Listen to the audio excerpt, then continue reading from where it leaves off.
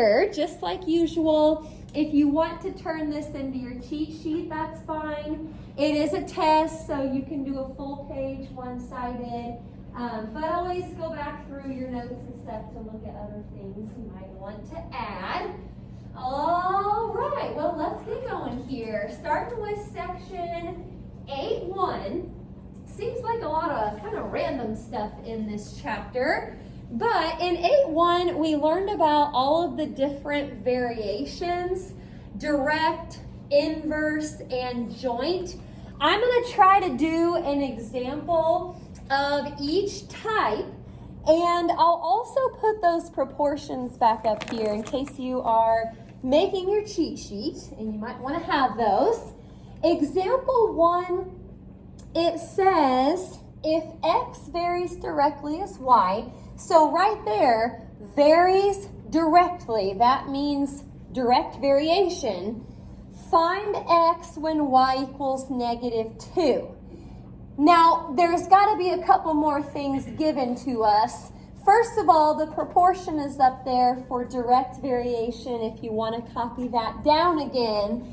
And I'm really only going to do one part for each of these just to keep it short and sweet today.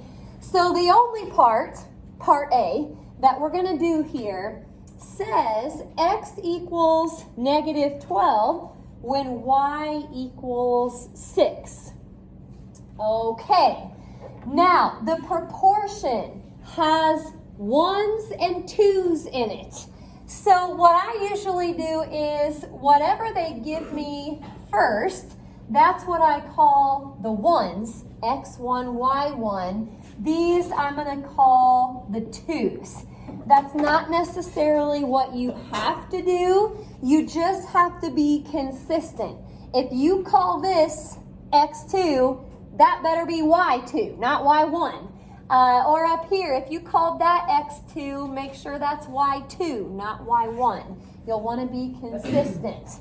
So, setting up our proportion, I already had them labeled up there. What do you know? We're going to do y1, which is -2, over x1, which we don't know. I just put x. You can put the 1 if you want. And it equals y2, which is 6, over x2, which is -12. How do we solve a proportion? Yes, cross multiply. It does not matter which diagonal you do first. For me, I took 6 times x first, got 6x. And then -12 times -2 is 24. These don't always work out nice, but this one did. So x equals 4. Okay, direct variation. I know that just because it says that x varies directly as y. Okie doke. Let's keep on rolling here. Still in section 8.1. We're moving on to the second example, which says if f varies inversely as g, find f when g is -12. I went ahead and put the inverse variation proportion up at the top, so you can copy that. That's good cheat sheet material right there. x1 over y2 equals x2 over y1. Now think alphabetical order for something like this. F comes before G in the alphabet. X comes before Y, so I'm probably going to think of that as the X1 and the Y1. Now, the only part to this one that we're going to do is when F is 24 and G is -2. F equals 24 when G equals -2. So again, I'm going to call those the X1, Y1, those x2, y2.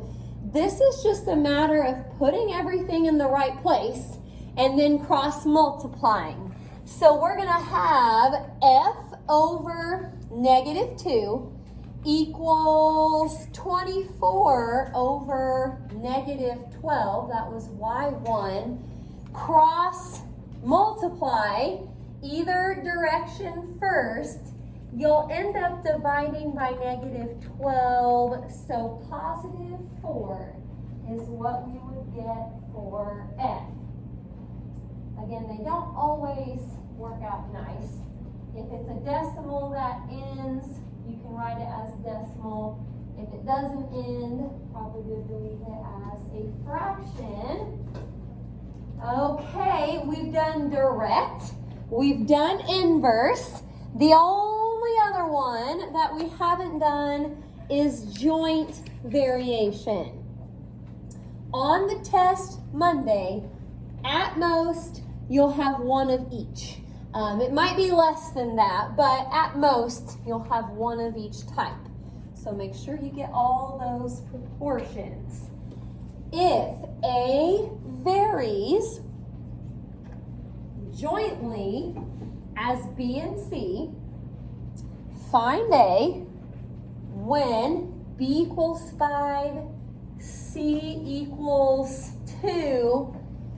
Now the proportion has A's, B's, and C's.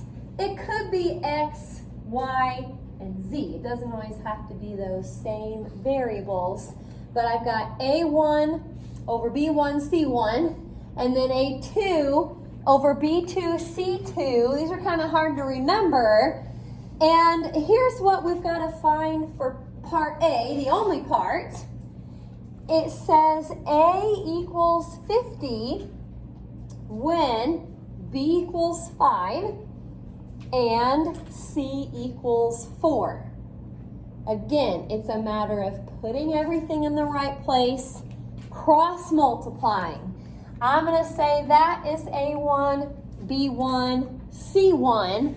This A1, not A1, A2, B2, and C2. So here we go. For the first ratio, A is on top. You're supposed to multiply B1 and C1. 5 times 2 is going to give me a 10. Now on the second side, A2 is 50 over B2 times C2. I'm going to go ahead and do that. 5 times 4 is 20. Now cross multiply that one. You'll get a 500 equals 20A. So divide by 20, and again, that one worked out nice, but they may not always work out nice. A equals 25. Okie doke. Make sure that you have, once again, the proportions for each type. Any questions about variation from section 8.1? That was just a one-day lesson, I believe, only one part that we did in 8.1. So I'll go ahead and keep moving here. Now we're into section 8.2. This is where we learn how to graph reciprocal functions. I'm going to go ahead and put the directions up here, which is probably what the directions will say on the test. We're going to make a table and graph, and it says label asymptotes. We talked about asymptotes a little bit in 8.2, even more in 8.3. So we'll kind of be talking about this for a little bit here. All right, number 4. We may have done one like this in the notes possibly, but we'll try it again. F of x equals 2 over x. Now the first thing we'll have to do is make a table. And you know, when you go to pick your x's in your table, this is kind of what our step 1 was. To get the x values, you want to find what x can't equal. Okay, to get the x values, you want to find what x can't equal. This is pretty much like finding the vertical asymptote. Okay, so if I look at this fraction, x can't equal 0. Because if x was 0, you would be dividing by 0, and that is a no-no. So I'm just going to put out to the side here that x cannot equal 0. And when I come over here to make the table, this is a 2 over x, kind of hard to see there. But anyhow, in the table, we're going to want to put 0 in the middle.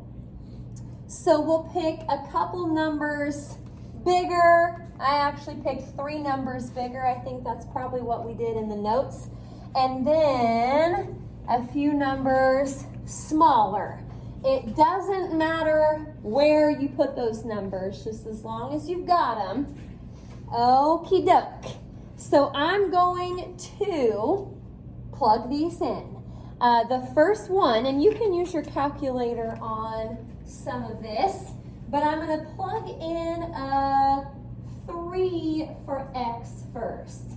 Now I'm going to go through and change something real quick here. Give me a minute. You can go ahead and get ahead of me if you want to, but we'll come back together here. And okay, I think I'm ready. So plugging in the 3 first, we're going to get a 2 over 3. You can leave that as a fraction, or if you want to just round it off to a couple decimal places, about a 0.67. Plugging in the 3. Plugging in the 2, 2 over 2 is just going to simplify to 1.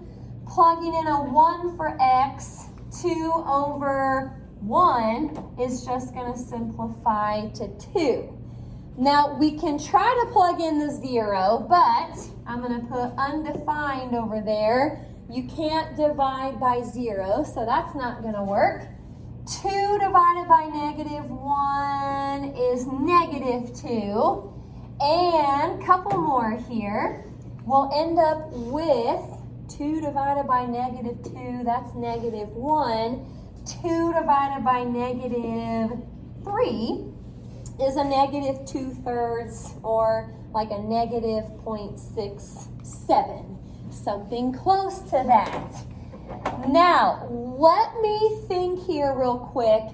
Remember with the asymptotes, it's kind of nice to draw those first, because the asymptotes set up a boundary for what's going on for the rest of the graph.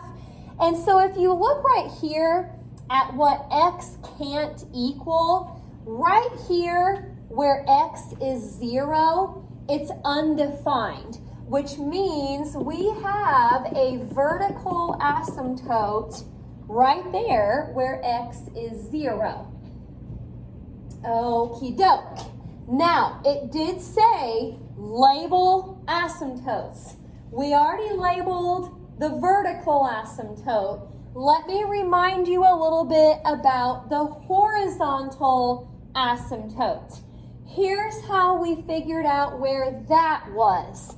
The horizontal asymptote was always at y equals 0 unless there was an extra number out to the side, maybe being added or subtracted. Like if we had a +1 right there, the horizontal asymptote would be up at 1. Or if we had a -3 out to the side, the horizontal asymptote would be at -3.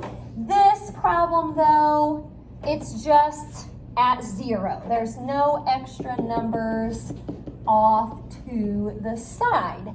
I know it's kind of hard to see a dotted line on top of the axes that you've already got, but just do your best with that.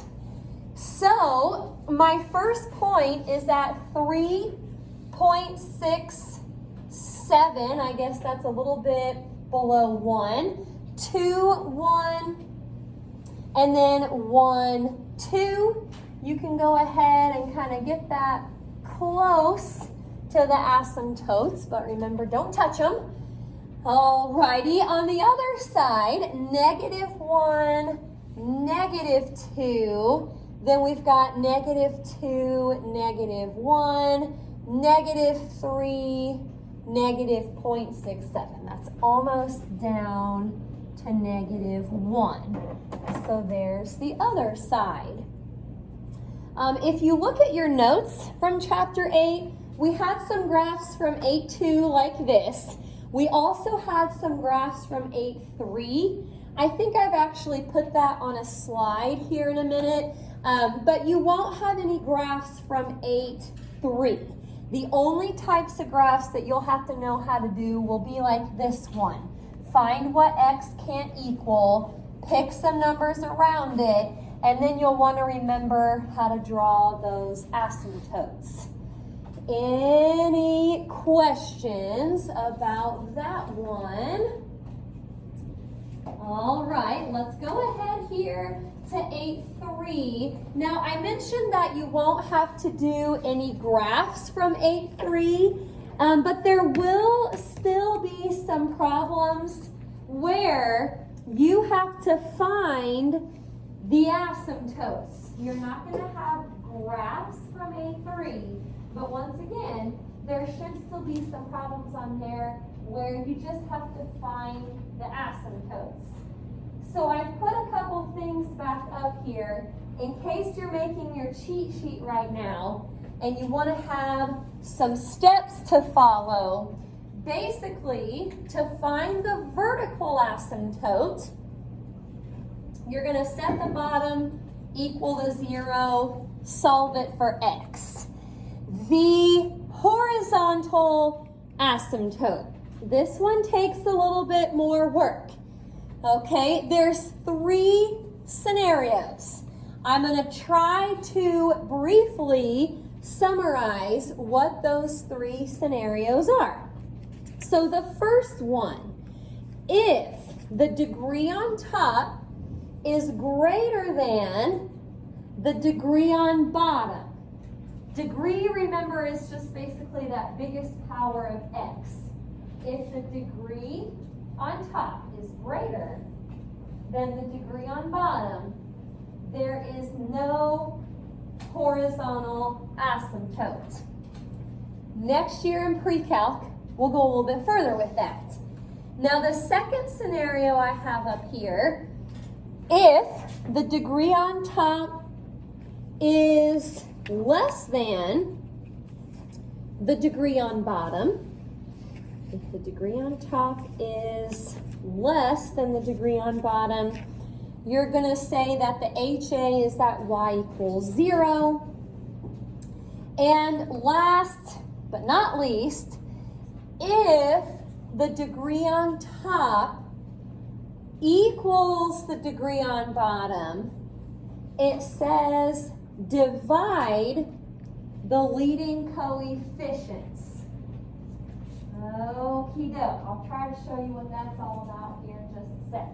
If the degree on top equals the degree on bottom, divide the leading coefficients. Okie doke. 8.3 stuff right here. We're going to try just one example. And again, all it asks for is basically the asymptotes. Find, if you want to make this shorter to write down, you can just put VA and HA if you want. Find the vertical asymptotes and horizontal. Okie dokie. Here is number 5. We've got f of x equaling 3x over x plus 3. 3x over x plus 3. Okie doke. I'm going to start with the VA over here. Remember to find the VA, set the bottom equal to 0, and then solve it for x. So subtract 3, that's probably the easiest part of the problem. You'll get back x equals -3. Okay, HA. This takes a little bit more thought. For the horizontal asymptote, first thing you need to look at is the degree. Degree of the top, degree of the bottom. So degree on top, remember it's just the biggest power of x that you see. Biggest power of x that I see is just 1. And actually, degree on bottom is also 1. Now, if you look at these two numbers, the degree on top equals the degree on bottom. So this is where we have to divide the leading coefficients. Now, I want to circle these up here so you see where this is coming from. Leading coefficient on top is 3. Leading coefficient on bottom technically is 1. So by the time you divide that out, 3 divided by 1 is 3. Okay, if the degrees equal each other, then divide out the leading coefficients. Top divided by bottom. Kind of tricky with the HA at least. Any questions? Yes? Okay, then divide the leading coefficients. Yes, divide the leading coefficients. Anybody else? Questions from 8-3. All right. Well, let's go ahead here to 8-4. Now, I already mentioned this, but it's up here again. You won't have any graphing problems from 8-3 on the test. Just maybe one problem like what we saw in 8-2. So 8-4, we had rational expressions. We weren't adding or subtracting yet. We were just kind of simplifying, maybe a little multiplication or division, but that's kind of it from 8-4. Let's see if we can try a couple. Directions just say to simplify. Simplify each expression. Okie doke. I'll let you copy that first one down. Should be number 6 on the day. 30 x cubed y to the 4th all over 24 x z cubed, and we're multiplying by 8z over 5xy cubed. A lot of variables, a lot of exponents. You know, this is not one of those problems where we're going to factor. Nothing up there looks factorable. This is just one of those problems where you're going to simplify. So look at the diagonals first. I usually like to reduce those first. I'm noticing the 5 and the 30. You can divide both of those by 5. So 5 divided by 5 is 1. I probably won't need the 1 on bottom. 30 divided by 5 is 6. Okay, moving on to the x's. Look at the x's that you have. There's an x cubed up here and x down here. You're only going to be able to divide those by x. As long as they both have it, divide by basically just the smallest one. So x divided by x just kind of drops out. X squared divided by x is still x squared. Now for the y's, y to the 4th, y to the 3rd, we can divide those by y to the 3rd. So that's just going to be gone, and that's going to be a y. Now moving on to this diagonal, Divide by 8 first. So that's just a 1 and that is a 3. You can't do anything with the x on this diagonal. Here in a minute, when we put this together, we might have something else that we can do with this x. But if you move on to the z's, divide by z on top and bottom here. That'll drop out. That will become a z squared. Now I'm going to try to circle everything that you have left on top. Everything, don't forget the little x right there. Everything that you have left on bottom. So 6x squared y over 3x z squared. Believe it or not, there's a little bit more to reduce. You can divide those by 3. So that'll be a 2 that I probably won't need. X's, you can divide these by x. So that drops out and that is just x. Finally, by the time we put all of that back together, we'll get a 2xy over z squared.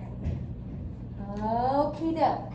Multiplying and dividing. You pretty well just kind of see what you can reduce on the diagonals and then maybe look to see what else you can do when you put it back together. Stop me if you have any questions. I'm going to try one more from 8-4 here, and then we'll move on to 8-5. We've got x squared minus 4 divided by 10y plus 30 divided by x squared minus 6x plus 8 divided by y squared minus 3y minus 18.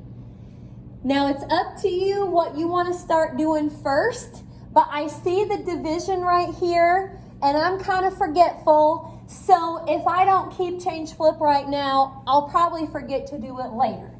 Keep change flip. If you want to start doing some other stuff right now, that's fine. But main thing here, you can't forget to keep change flip. Otherwise, you may not get the correct stuff to cross out. Now, this problem, we should be factoring. Hopefully at this point, you can spot things that can be factored. I'm looking on top right here. That just so happens to be a difference of squares. That's nice. X plus 2, x minus 2. Anybody know what I could do on the bottom of this first fraction? Yes.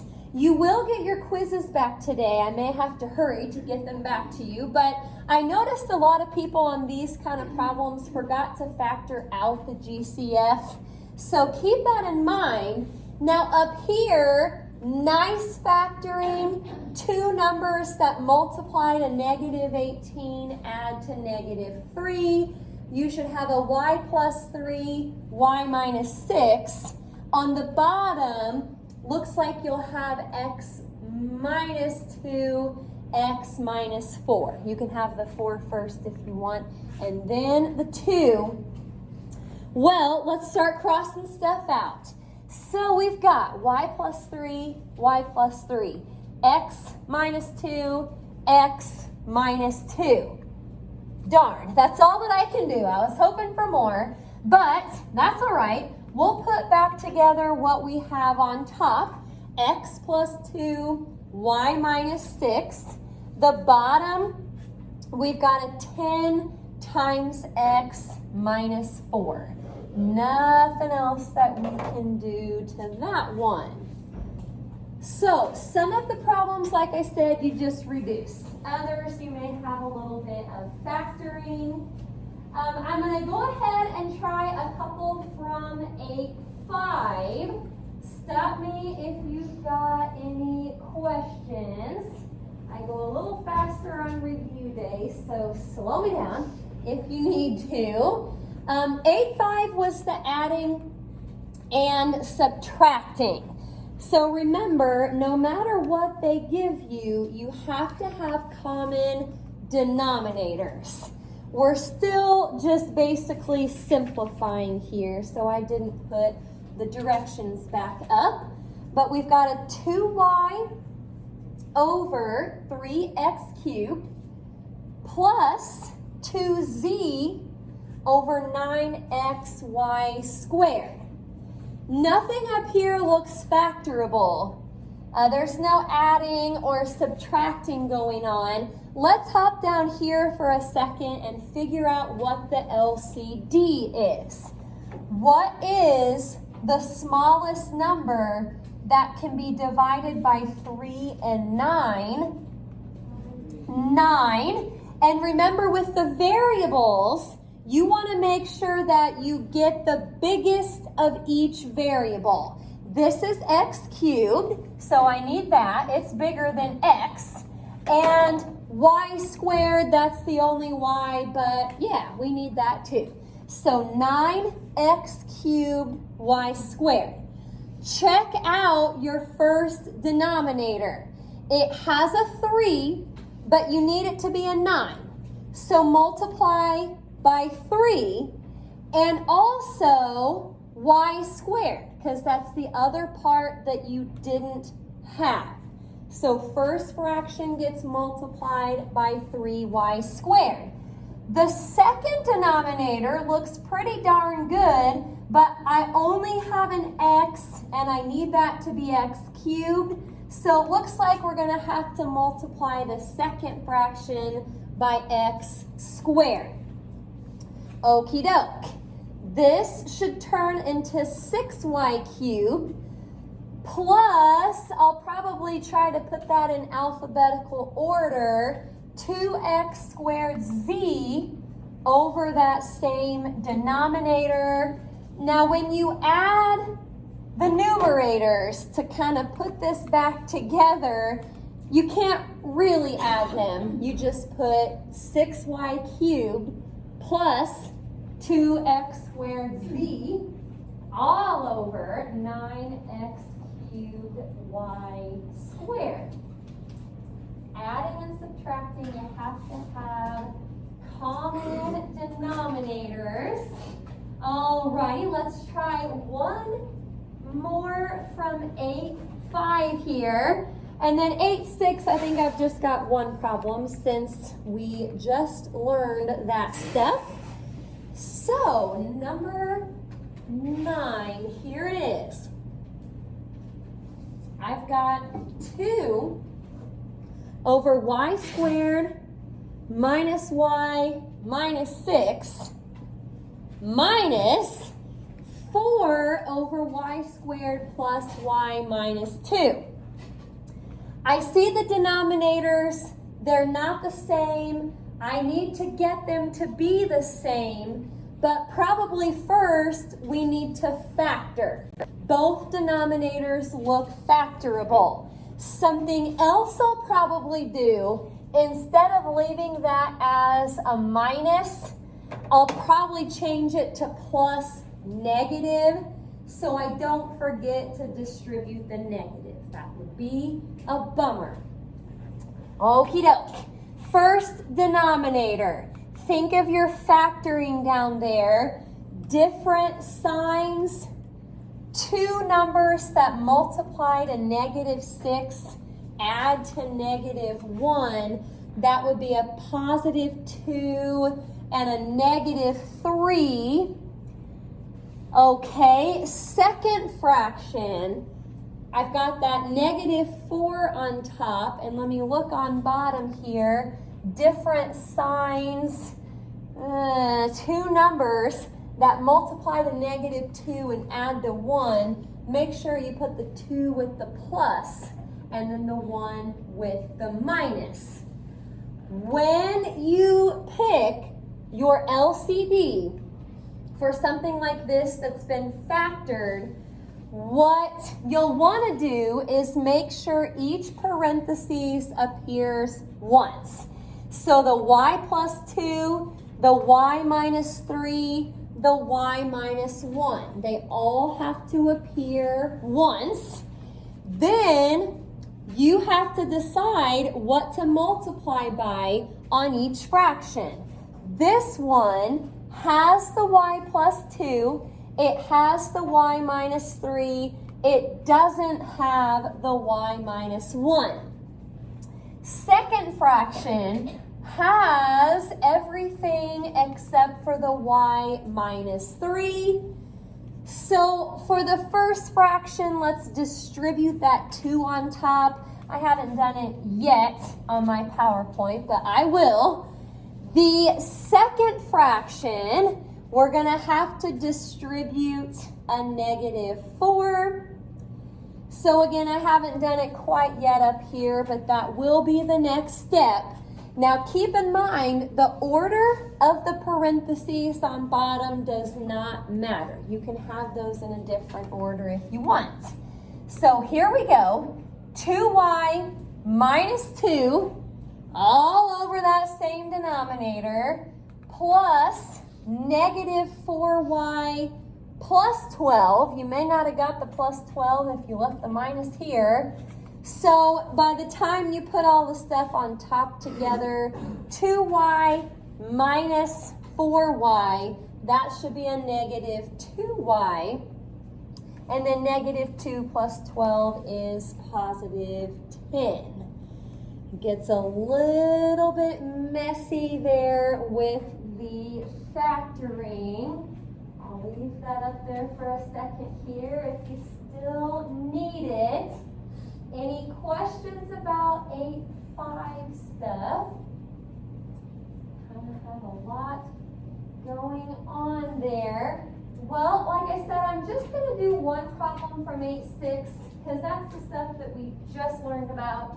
So it's hopefully a little more fresh in your memory instead of the rest of this. This is also what your worksheet was about yesterday when I was not here. All right, well, here it is. Solve, it says each equation. We're just doing one. Solve the equation. 1 over n plus 2 plus 2 over n minus 2, and it equals 5 over n squared minus 4. Now the first step here is kind of like the first step on the stuff from 8-5. You want to see if you can get those denominators to be the same. Now that n squared minus 4, that is a difference of squares. So it's actually going to turn into n plus 2 times n minus 2. Well, if you think about the LCD here, each parentheses, and you can put those in parentheses if you want, each one needs to appear once. So basically that is your LCD. Okay, first fraction has the n plus 2. It doesn't have the n minus 2. Second fraction has the n minus 2. It doesn't have the n plus 2. Last fraction is fine. So there's really no need to distribute a 1. That's just n minus 2. By the time you distribute, and remember, you don't really care about the denominators. Once you get them to be the same, you don't really care about them from there. So you'll have n minus 2 plus 2n plus 4, and it still equals 5. Let's see what we get when we combine up here. 3n plus 2 equals 5. Subtract 2 and divide by 3. That worked out pretty nice. So n equals 1. All right. A lot of good review problems there. Like I always say though, look back, see if there's anything else that you want to check out before Monday.